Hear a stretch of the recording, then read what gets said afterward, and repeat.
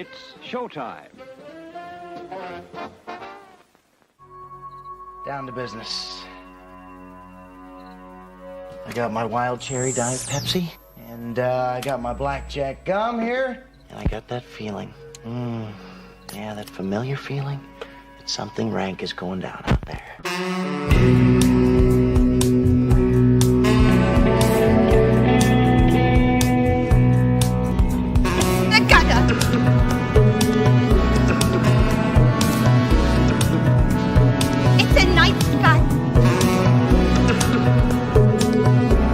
Gutter. The gutter. It's a night sky.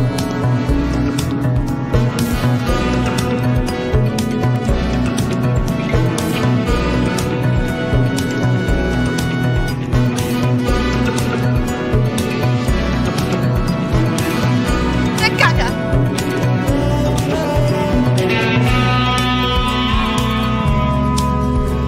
Gutter. The gutter.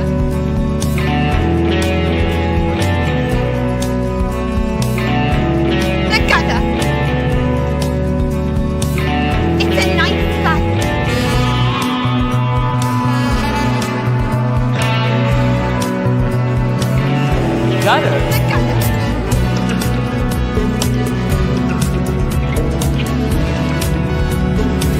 It's a night sky.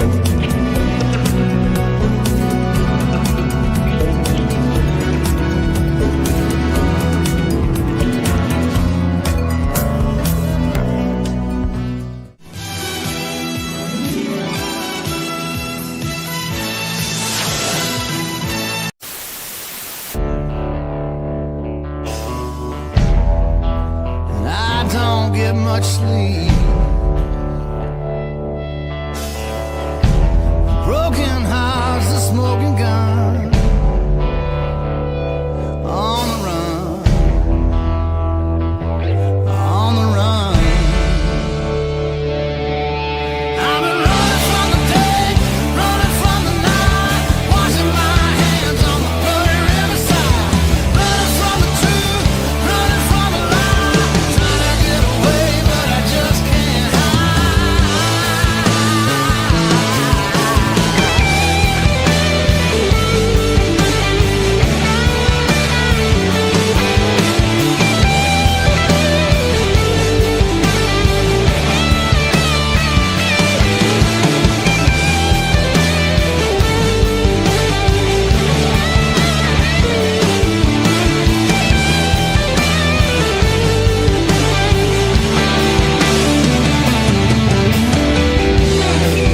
guilty conscience slows me down. I'm the only friend I've got, so I keep whiskey on my tongue, on the run. And if you can't believe it, it's a Friday once again. Whiskey, quick.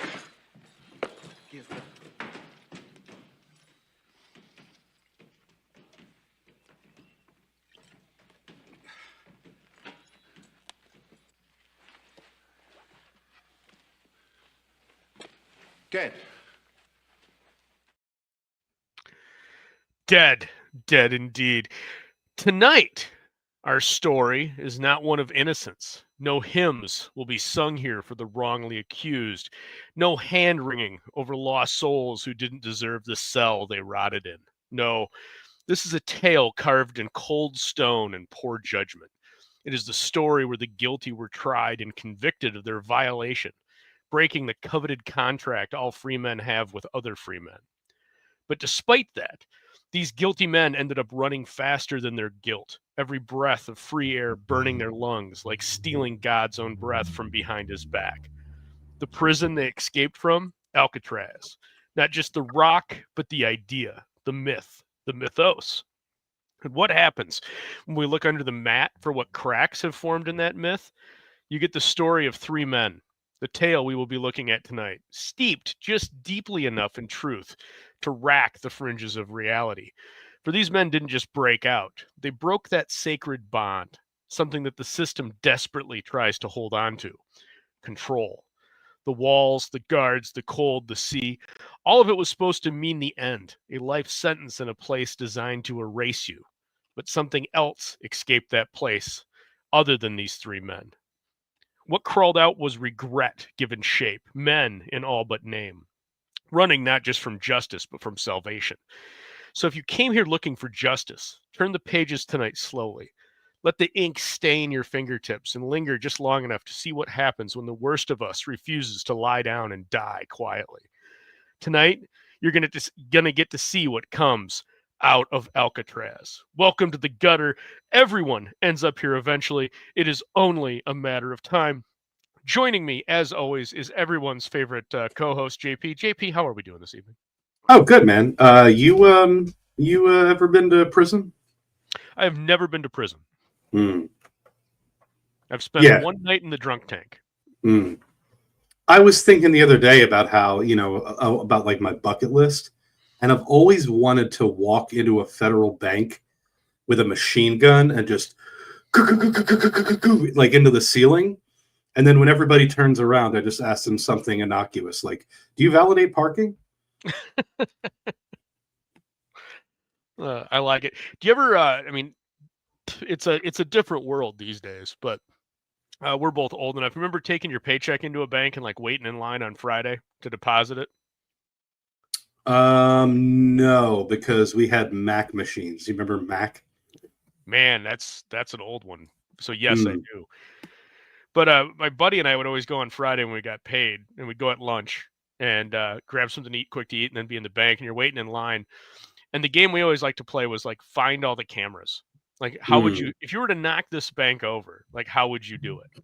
And you can't talk about that in the bank, but then you'd spend your whole time in line, and then when you get up to the the cashier and you handle all your banking business and you leave in the car on the ride back to the office, we'd always talk about like how would you knock over that bank? Like what would you do? How many people do you think it would take?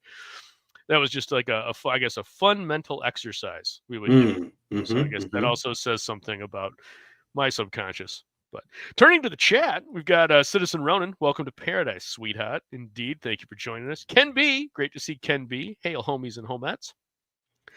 Simulating Knowledge has joined us. Hail, chat. He had an excellent show last night with our good friend Michael Oden, talking about everything he's been up to. That was a good one. Henry Bemis, the Beam Man himself, has joined us. What's up, people? And Hojo is here. Excellent music tonight. Thank you, sir. I wanted to do a little bit more with that intro, but I ran out of time, as is so often the case. That finite bastard that we are all contrite to got in its way yet again. Everybody's saying hi to each other. We've got Hostman's Lounge, a solemn Good Friday to all. Indeed, my friend, indeed. Hopefully your Easter plans are to spend some time reflecting on salvation and spending time with your family this weekend. Scrolling down, everybody's still saying hi to each other. We got Ronan Joe in the chat dropping by to say hi. Always a pleasure to see you, sir. And following Jason Sandberg. Good evening, Mr. Sandberg. Always a pleasure. Great to see Sontag and Sandberg in the chat. Scrolling down, just here to watch us here. What is going on, people? Awesome. And one night in the drunk tank, I sucked dick for coke. Boo this man. Yeah, man, this was over 20 years ago. I had a couple of beers in me, and I got a little mouthy at an Ottawa Senators game when I was in Ottawa, and didn't get arrested. They just threw me in the drunk tank for the night and told me to sleep it off, and I wasn't even that hammered. I was just in spirited disagreement. Now you're just sober and surrounded by really drunk people. It wasn't that bad. It was Canada, so like everybody was pleasant and nice. Like I had a pillow, and like I was the only one in the tank, so they got me coffee in the morning and shit. It was weird. But Dale A said, I knew someone who robbed a bank and then went outside and sat in the grass until the police came. Well, I'd say he did something not right there. Whether it was rob the bank or go outside and sit in the grass until the police came. Not sure. You be the judge. Well Red has joined us. Yo, Aldous, good to see you, brother. Good to see you too, Well Red. Well Red's got some great reviews going on over in his channel as well. Sometimes he even invites me. So that's a good time. Ronan Joe says, I was booked but not held. Had a warrant out for my arrest in 2008. Well, look at that. That's how you do it. A rock and roll singer and a bad boy on the wrong side of the law. Oh, yeah. Hey, man. Ken B's there. Paulus Arts has joined us. Good to see Paulus Arts. And I subbed over at the gutter. Yes, indeed. Please, if you're watching over on, eventually I'm going to stop streaming these on the Lord Crackhead Comics channel. I've been talking about it for like 9 months. Eventually it is going to happen. So please go check out the Gutter channel. And I need to invite all this in the next review. Been too long. Indeed, I haven't had a chance to yell at Twitless on a show in quite a while.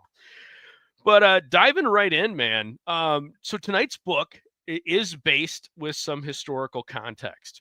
And I'd like to, are you familiar much with the history behind this, JP? Only from, like, let's call it soft conspiracy circles. Okay. But I am, slightly more well versed in the idea of like historical fiction.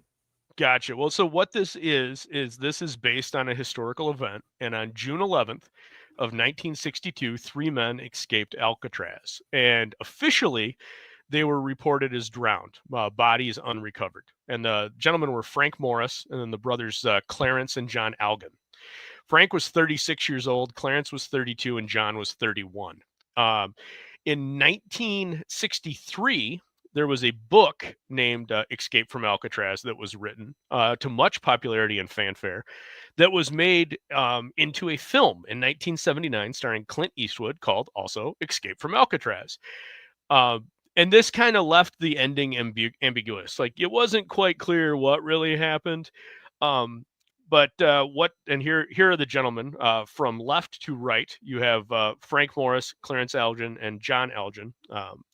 So those are the gentlemen. Oh, it's 3 square jaws if I've ever seen them. Yeah, these they look like you'd expect them to Yeah. look. So, but yeah, tonight's book is out of Alcatraz, and what it does is it takes this historical context and twists it a little bit, plays with it, if you will. And the creators behind this, it's written by Christopher Cantwell, who has quite the list of citations. So he's been around for quite a while, both with Marvel and DC and a couple of the indie or smaller market scenes. The art is done by Tyler Crook, and I must say, like, he really does a really good job. I'm going to have a lot of compliments for his art through here.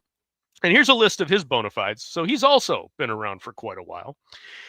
So we got that. So going right into it, this is cover A of the first print.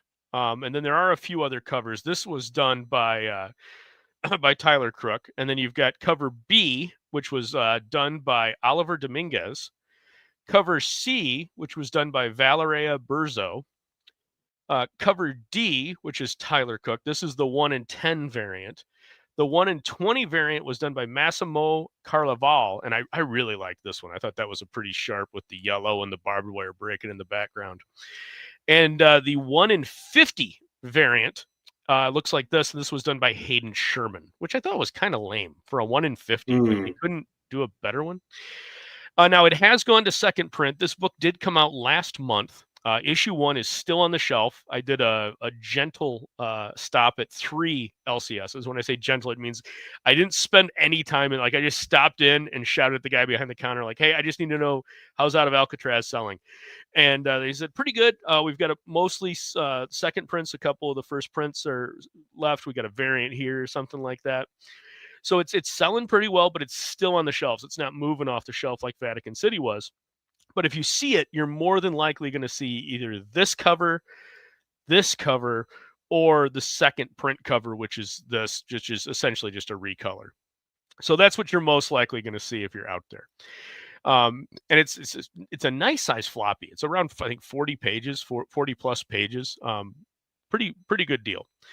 The front matter of the book looks like this. And again, man, I've really been impressed with what a lot of the non-DC Marvel Image guys have been doing with the front matter. They're getting really creative with some of the graphic design, and I appreciate it. It makes it look fun. And so this has kind of a good vibe to it on the style. I really dug it.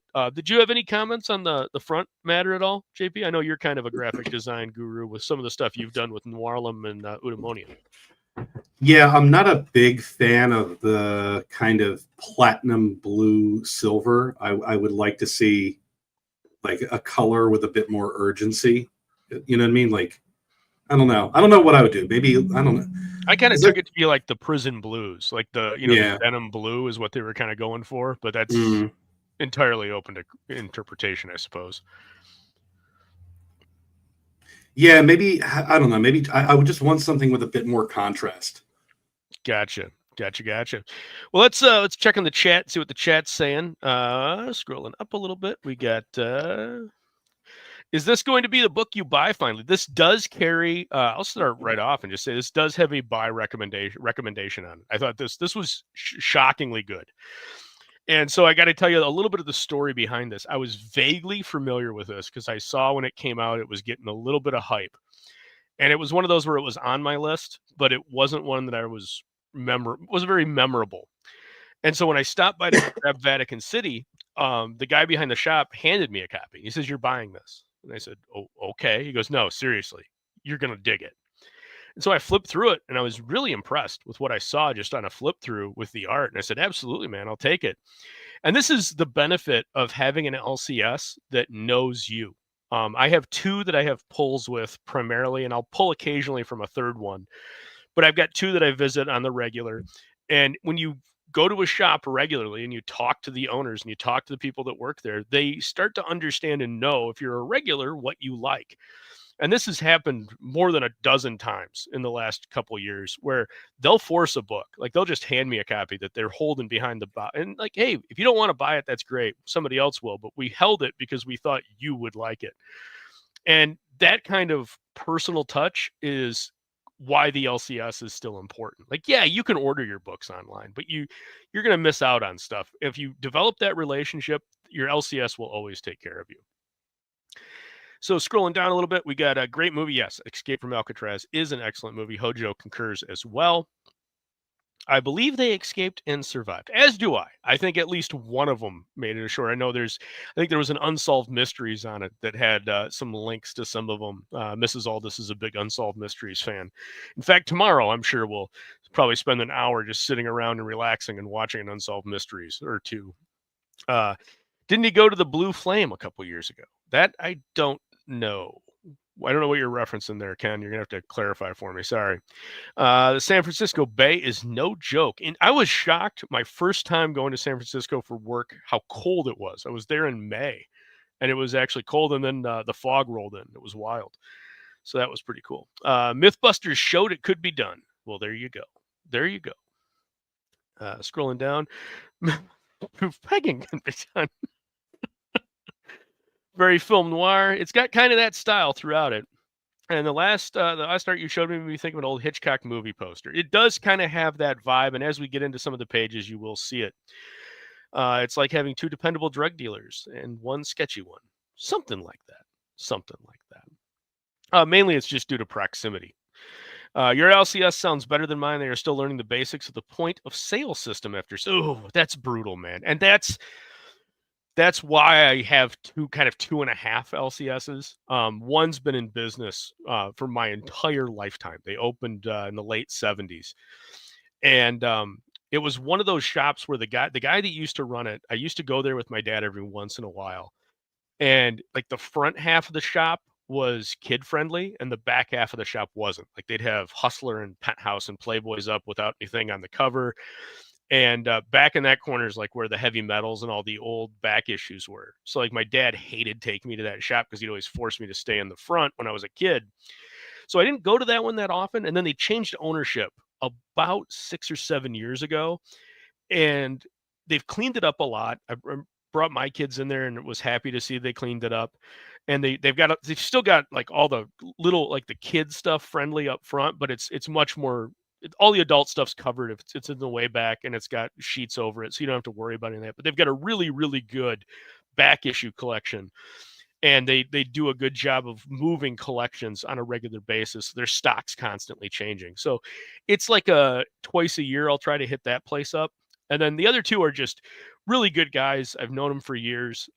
They're pretty much the only two shops I've been buying from most of my life, and they're the same owners. So one's a third generation. My grandfather actually bought comics there. My dad bought comics there, and then I bought comics there, and I've brought my kids in. So it's long-standing relationship.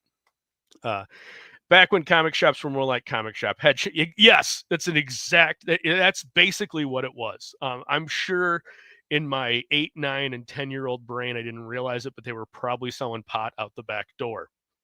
So, Oh, is that um, what head shop? I never knew what head shop meant. well, they were selling like pot and related products, like Hmm. oh god, the Dayglow posters and shit like that. Oh, like Spencer's. Yeah, but back when you couldn't go to the mall and Yeah. just grab that stuff, you had to find the out of the way shop.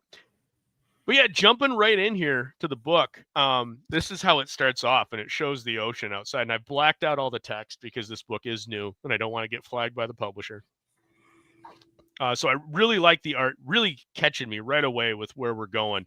Nice eyeline guides with the way the light is in these, and then at the bottom you see them; they're fighting against the waves. And again, really, really nice, engaging art. You see the frustration and stuff that's going on, and then one of them falls off their makeshift raft, and I love that hand just disappearing into the water. Hmm. And then JP, you had this a couple pages later. You wanted to talk about this double pager. Yeah, I mean, I think we've talked a lot of times about how, by the way, just, my 50-foot view on this is it might be boring tonight because I thoroughly enjoyed it. So there's not a lot of opportunities for my patented shit flinging and nitpicking. But I just thought this was a really good example of a double page done very, very well. And there being a thought behind the execution that carries weight in the themes.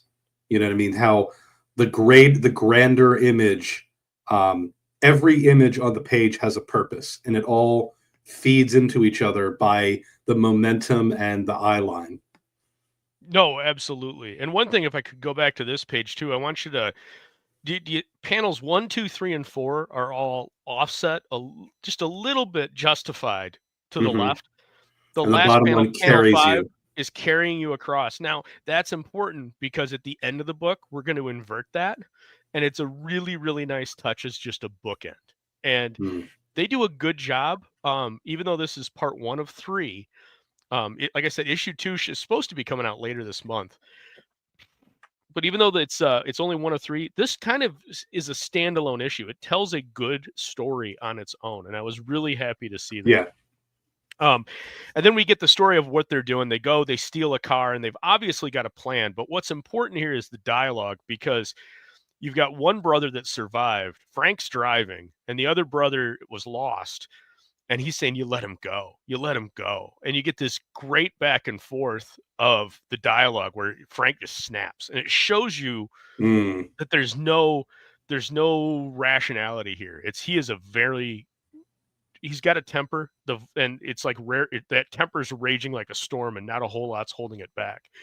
And also, yeah, man, well read. You're right. The color palette chosen throughout here is exquisite. It's beautiful coloring. When you're looking at these pages, obviously it's dark, but then the lights turn on in that car and you get that bright yellow that just wakens the whole page up. And then down here, you see the bike flying past, and the same thing. You get the explosion of light and then the return to darkness. And then later we also get this is just the last panel on a page. And it's just absolutely beautiful after they go and they find a stash of clothes, and they're able to change out of their prison garbs. And there's 4 sets, because originally 4 people were supposed to escape, which is historical. 3 actually made it out. 1 guy chickened out and didn't go. And then the one brother, as far as this story goes, was lost at sea, which is kind of a little moment. But I really liked this as the sun is coming up. It's like their first taste of freedom outside with the sun basking on them. And then we flash back to Alcatraz, and we get the reveal that they're gone. Nice touch with the train there, man. Oh, shit. And then boom, now they're out in freedom, and what do we get? We get an explosion of color. Now, what I loved here was the dichotomy of the panels, the offset. We get panel 1, it's green, it's lush. Panel 2, they're yelling back at the prison at the guy that stayed. Boom, picking an orange, everybody's banging on the bars, eating the orange, banging on the bars and getting yelled at. It's just it's a real quick page to catch you up on everything that's going on. And now you know that there's two parallel storylines going on. You've got the storyline of the escapees and then what's going on back at Alcatraz. It's just a really nice layout. And then we go back to this muted yellow palette, and now we're focusing on somebody else. And this woman walks into a bank. She goes into her safety deposit box, and we see a pistol and some cash. Now, as you turn the page, we get this. So the last panels on page 13 are the box opening and the pistol and the money. And then you turn the page and you see her putting the pistol and the cash into her. I don't think these are required. Mm. I'm going to show you why in the full panel here, because this is the next. After she puts the money in the purse, she walks out and you get this exchange. And this was something you wanted to talk about as well. And I think the page as a whole would have made, if you just suggest this, just that you show the gun and the cash, and then it cuts to her walking out, the implication's there that she's taking those things. She's not going to open the safety deposit box and just confirm that they're still there. That's what her point of going there was. But then you had this dialogue that you wanted to mention. Yeah, I mean, this is one of the few rough spots for me because I literally cannot envision a resolution to this thread where the bank teller is either a psychic or knows more than she is putting on. But like I can't it's not just like it doesn't make any sense to me. I literally cannot envision a resolution to that thread line. And I don't know how this could have just been like it may have been better without her saying anything. Like even if there is more to that character than meets the eye, if that ever gets resolved in a future issue, this moment would have been better with nothing being said. So the lead up to the pages leading up to these is a kind of like comic script writing masterclass in saying so much while saying as little as possible, that this page here kind of stuck out like a sore thumb. Very, very well put. I think you're right. There is some suggestion of this later when they're at the farmhouse with what happens with the hick.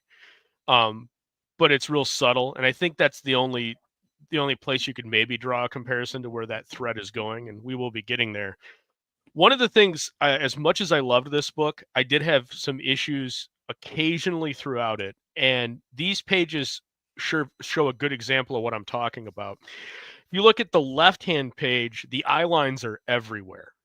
They're not really following a guide for how you're supposed to read the page. They're drifting, they're floating, they're pointing every which way other than where they should point.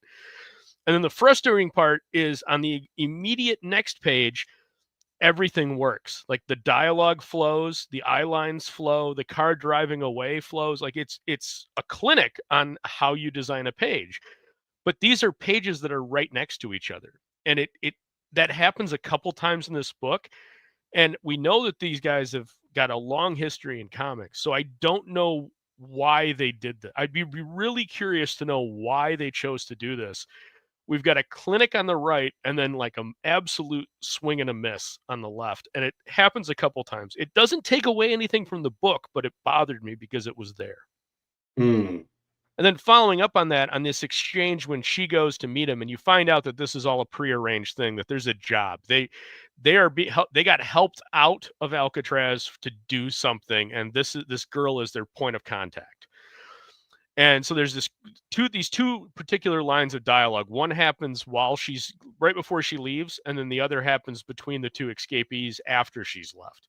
You want to kind of talk about what you were, because you had a really good point in the pre-show on this. Yeah, so the top example is the one guy is saying, he's like, "Hey, you're like, do you even have a name?" And she's like, "Sure, I do." And then she drives away. That to me is like it's clever writing, and it's that character showing us that she is clever, right? Clever and mysterious. And then on the very next page, he's talking to the other guy, and he says, "Where are we going from here?" And he says, "You're from Georgia, right?" "Yeah, it ain't Georgia." And like, that's the complete opposite. It's not clever.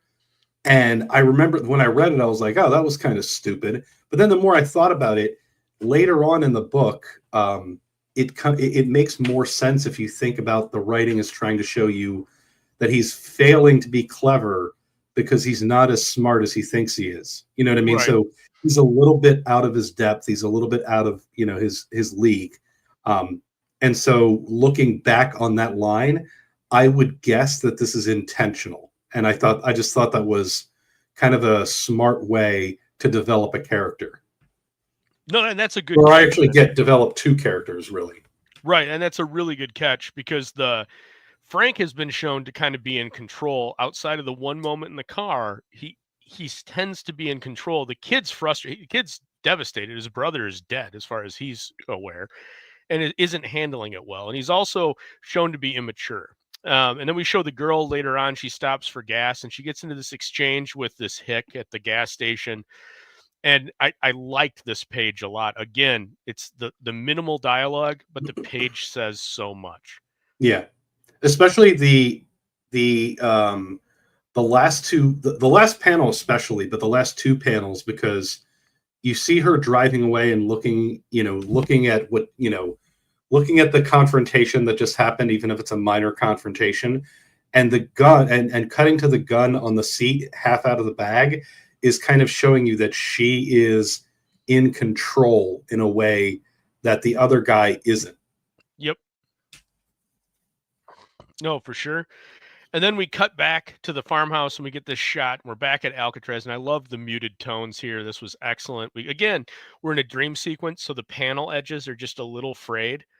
And he wakes up, he sees the guard pointing a gun at him, then he wakes up and he can't find where's the other guy. Well, and we go from this pale, they're in the farmhouse, they're in the middle of nowhere, they're isolated, to again, he's kind of immature. Even though he's in his 30s, I thought they portrayed him as very juvenile in his thinking.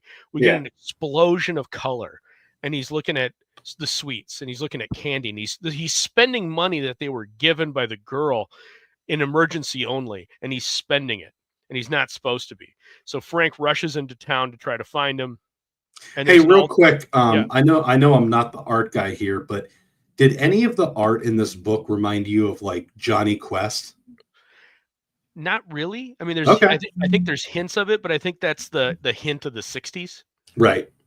That they're kind of going for. Mm-hmm. But we have Awesome One. Awesome One has joined us. Orange Julius, he says. Thank you for joining us. And Just Here to Watch says, I would die if I were a character in JP books. I can't stop talking.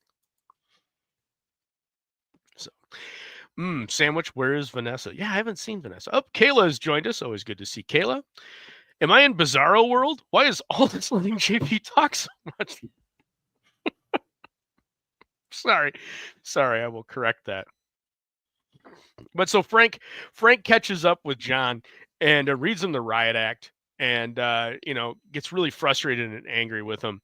And they go back. And then later, the girl shows back up and explains the situation. They were expecting 4 people. There's only 2. They're still going to do the job, but there's back and forth on what it takes. And then there was this exchange of dialogue. And you, again, wanted to reference this. Yeah, I mean, it's a very wordy panel, but it is also, I think, just a pretty fantastic piece of writing. It kind of shows you her ability to read people. It's a great way. Like, it seems like it's saying a lot, but it's one of those pieces of dialogue that says so much more than what's actually on the page. It's kind of a really well-written, well-constructed, well-thought-out summary of a character. No, for sure. And I liked where this was headed too, because we had that earlier segment that slightly hinted at the fact that the girl is a mulatto. She's a quote unquote half breed. And here we're saying that Frank's too afraid to pull the trigger. He's not a trigger man. He's muscle, but he's not a trigger man. And so then the hick from the gas station shows up and starts kind of suggest like he's interested in her. Why don't you come out and hang out? And she's like, no, I've got a headache, and not tonight. And his next response is, what do you mean not tonight? He starts getting a little rough with her. Meanwhile, we cut back and Frank went into town and has some drinks and ends up running into the sheriff and ends up jumping the sheriff in an alley. And I loved this because he points the gun right at his head, but he can't pull the trigger. So he beats him senseless and then runs back to the farmhouse. And I loved the colors on this page. This is my favorite page in the whole book. Absolutely beautiful colors with the way they did shadow. And a callback to earlier because it was in an alley. Right. And then he's also unable to pull the trigger, right? Yeah. Well, then we cut back to the farmhouse and you get John. John's got a gun on the hick that was accosting the girl. Fred from Scooby-Doo. Yeah, and she's like, hey, everybody calm down, put the gun down. You know, we don't need to do this. And he's like, oh, okay, you're right. And then the hick charges him. And the next page, man, you turn and boom, the guy's head gets blown off. And Frank has finally been able to pull the trigger. So we get closure on that moment. But now we have the, oh, shit, how are we going to get out of there? They're supposed to be laying low. Frank's now beat the cop senseless in town. Now he's blown the head off this hick. Where's it going to go? And then we cut back to Alcatraz and the FBI's involved. And now we get the historical context again. And I loved this. You know, all 3 men drowned in the bay, bodies swept out to sea, no life raft recovered, no stolen cars. Everybody got that? Yeah, okay. Now we have the raft and we've got a report of a stolen car. They've got their story straight and everybody's like, okay, that's the plan. But here's what we actually have in fact, and we're not going to let anybody know about it. So you know that the authorities know that they made it out. So now it's another question of, man, what's going to happen there? And then the penultimate reveal is that the other brother lived and he walks in. Now this page I had one critique for, and that it's so subtle, but it goes back to that eye line thing. Everything here works really well until, in my opinion, you hit panel 4. Because you've got the bartender looking over his shoulder, so he's casting his eyes from the left to the right. You've got the bartender in panel 2 kind of looking down. The discussion, that last line of dialogue drags you across, but then the glass dead ends you into the bottom of the page. It doesn't pull you back to this line of dialogue and then down into the to be continued. So what I suggested would be just real subtle. You just invert that page, just invert that one panel, and now the glass draws you back down and you're into that bottom page because the glass draws right into his face, right into his head on that bottom panel, and then boom, you flow from his dialogue to the to be continued. Really nice. I actually had a problem with this page as well, because logically, this the same bar that the one guy met the older guy in earlier when he was drinking? No, this is a different one. From my right, because they had to. Yeah, I mean, like logistically, that makes sense because they got to shore and they got a car and they drove off. Right. Like, he says, I went on a few. His excuse for why he doesn't have a wallet is I got on a fishing trip and fell in the water. Yeah. And I just want a glass of water. Oh, so this did you catch anything? Yeah, I had a couple that got away. Yeah. So this bar should be drawn to look way different from the bar that you know what I mean? Like it looks like the same bar. Right. Does it though? I don't think I saved. I mean, I'm no interior designer, but I don't think I have because this is in the alley, and that's when they're back. So I don't have a panel. I could pull up a panel real quick if you want to entertain the audience real quick. I will take a picture of the panel. So yeah, in the chat, let us know what you've been to prison for, and did you get out, and how did that go? I ask you to engage the audience. That's what you got. Okay, all right. Hey, what's up with the ocean? Oh, sweet Jesus. So I guess when you're looking at this book, I mean, you've got a rather muted, soft palette of colors that are throughout it. The general structure tends to follow that kind of 9-panel grid format that we've talked about a lot. The beats and the measures are all there. What were your thoughts overall on that aspect of it? Because it is kind of different from a lot of the other things that we've looked at. Shoot. Now I'm trying to think back to some other books that we've read that maybe are more in line with it. What was the one? Tumor. Tumor was a little bit more abstract in its format, right? Yes. Yeah. Tumor is a good example of that for sure. Yeah. I don't know. I mean, I think that I kind of naturally gravitate toward the abstract, so maybe it doesn't bother me in the same way it might bother a more seasoned comic reader. Gotcha. You know what? And looking at this page, I'm going to pull it up here just in a second. Are you about to prove me wrong? I am. No, I'm proving you right. I think it is the same bar. which begs a whole secondary list of questions. Yeah, like how the hell did he get there? Right, because here's the bar from earlier in the book where Right. Frank's sitting at.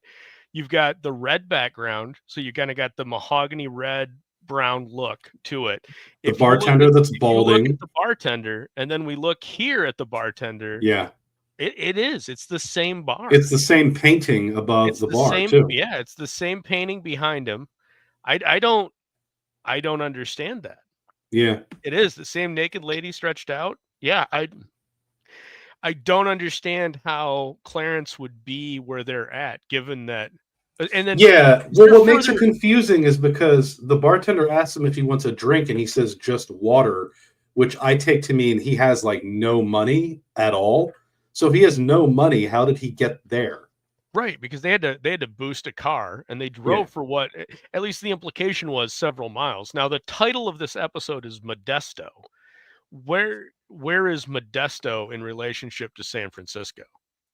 I think it's another county over. Let me get you an exact answer. It is 90 miles.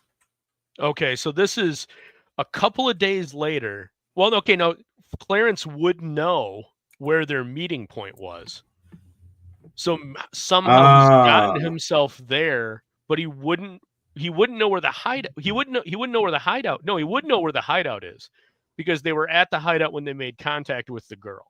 So he would know the town, he would know the location, but if it's 2 hours away in 1960, how did he get there? It would have been interesting to have a little bit of a suggestion of just showing a silhouetted figure hitchhiking at some point, so you get some kind of indication of how he got there, rather than just he appears at the end. Now, him appearing at the end is a very comic, last page moment for that excitement to build the lead into the next story.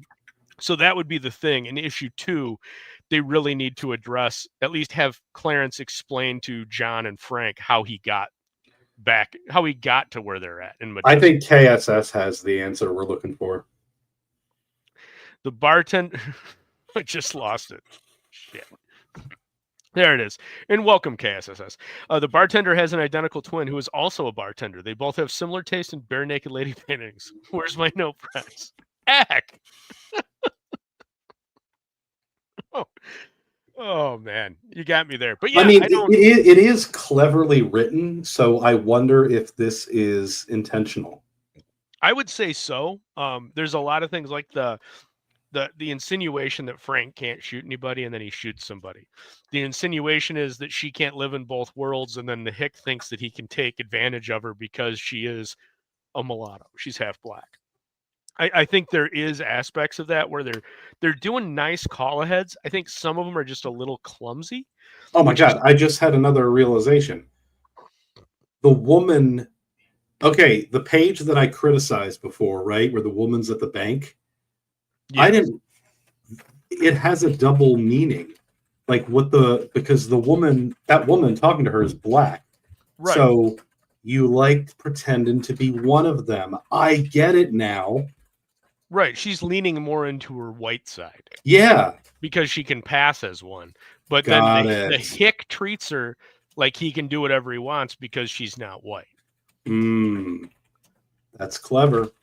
No, it is. And it's a good payoff. And it flows in line with everything. I mean, I still don't like that this random bank teller would just like openly talk shit to a customer like that, but it's well done.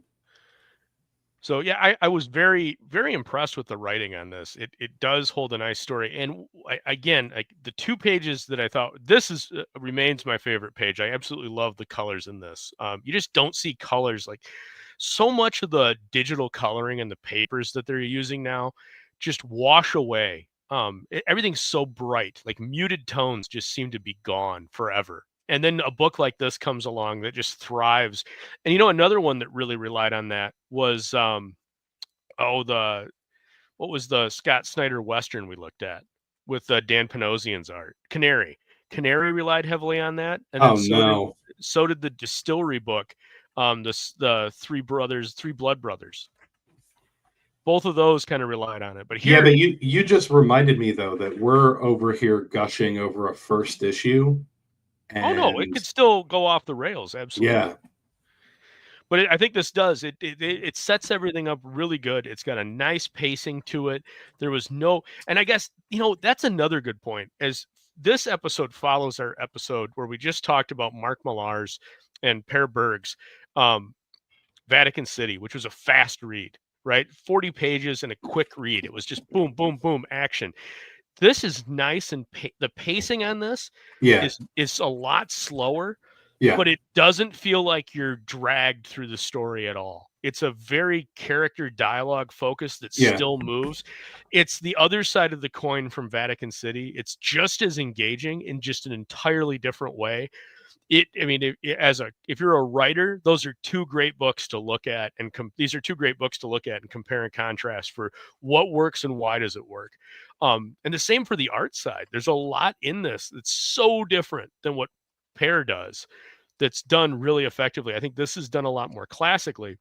And like I said at the beginning too, this is if you go back to the very beginning, that first page, we noticed that view askew is at the bottom to draw us out. And then when we get to the back of the book, when we get to that ending, where's that view askew? It's at the top. So we're drawing to the close, we're pulling it in. Just really nice little touches that were done throughout this that show that, we've got competency in the writing, the art is competently laid out, and it's just really nice panel progression with just a few minor issues. And, I think it's about time we give Mike some respect. It's just a little heavy-handed, just a little, maybe on my criticism. But what's the name of this comic? I like Alcatraz stories. Clint Eastwood Escape. This is called Out of Alcatraz by Oni Press, and it does carry a recommend for sure. But catching up on a double recommend. A double, yeah. Both JP and I are advising you to check this out. True, but $20 only gets you a bag of Cheetos and 2 packs of ramen, says Paul Sarts. Henry Buma says, someone who has been to jail a few times but never prison, it's best just to avoid all of it. Look at that. That's the kind of wisdom you get. Yeah, I never would have thought of that. Simulating, I'm a student. I'm getting a degree published. Getting a degree. When I get out, I'll have like 8 degrees. There you go, Kayla. There you go.